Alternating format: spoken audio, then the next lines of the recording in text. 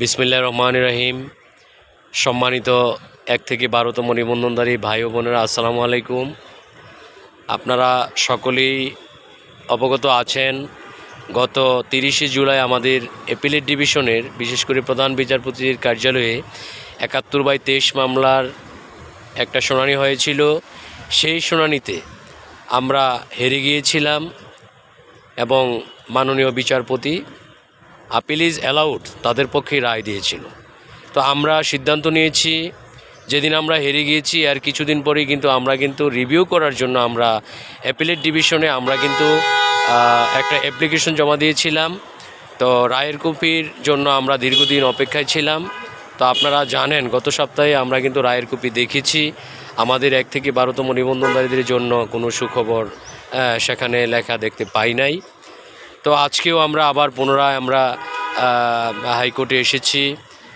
হাইকোর্টে আমি এবং আমার সম্মানিত কমিটির সহসভাপতি জনাব মাসুদ রানা ভাই আমার সাথে আছেন। উনি চাঁপাইনবাবগঞ্জ থেকে এসেছেন।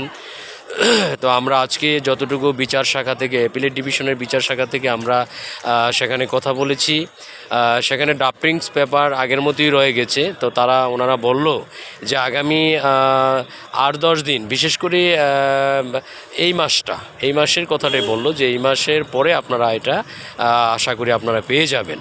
তো আমরা ওনাদেরকে যথাসাধ্য পায়ে হাতে ধরেই সুন্দর করে বলে এসেছি যে স্যার, যত তাড়াতাড়ি সম্ভব যদি আমাদেরকে কাজটা করে দেন আমরা আপনাদের প্রতি কৃতজ্ঞ থাকব। হ্যাঁ, তো সিগনেচার বিচারপতিরা এখনও সিগনেচার করে নাই। প্রিন্টিং শাখা থেকে প্রিন্টিং হয়েছে, তারপরে এটা বিচার শাখা গিয়েছে।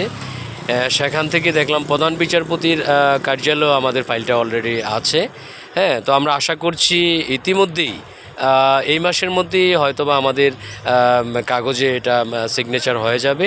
হয়ে গেলে আমরা সেকশন থেকে সেই কপিটা আমরা নিতে পারবো।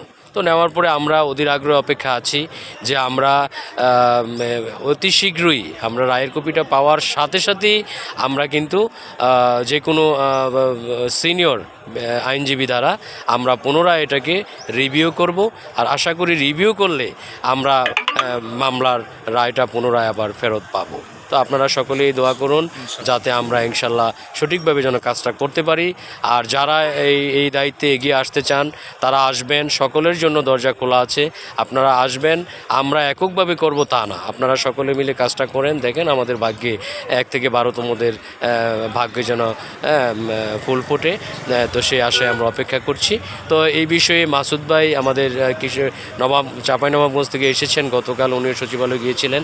তো উনি 2-1টা কথা আপনাদের উদ্দেশ্যে বলবেন। আসসালামু আলাইকুম, আশা করছি সবাই ভালো আছেন। আমরা সেকশনে খোঁজ নিলাম, এখনও বিচারপতিদের সিগনেচার হয়নি।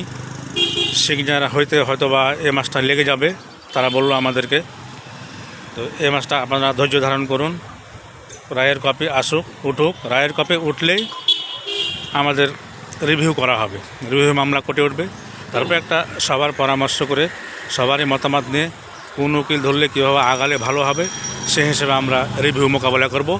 আশা করছি এবার গায়ের জোরে কোনো কিছু হবে না, স্বৈরাচারী সরকারের গায়ের জোরে কিছু হবে না। এবার ইনশাল্লাহ আমরা আশাবাদী মামলাটা এবার জিততে পারি বলে আমরা আশা করছি। ততক্ষণে সবাই ধৈর্য ধারণ করুন, সবাই ভালো থাকেন। সবাইকে ধন্যবাদ। আসসালামু আলাইকুম।